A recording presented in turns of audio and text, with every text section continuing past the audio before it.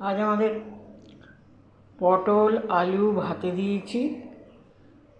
আলু ভাতে পটলের সঙ্গে মাখবো কাঁচা লঙ্কা নুন তেল দিয়ে, খুব সুন্দর লাগে প্রথম পাতে খেতে। তারপর এই যে পাঁপড় ভেজে তুলে রেখেছি,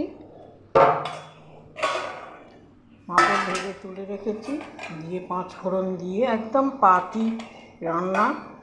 কাঁচা লঙ্কা পাঁচফোড়ন দিয়ে আলু দিয়ে হলুদ নুন দিয়ে লঙ্কা গুঁড়ো একটু অল্প দিয়ে একটু ভেজে নিয়ে গরম জল দিয়েছি, দিয়ে এবার চাপা দিয়ে দিলাম, দিয়ে গ্যাস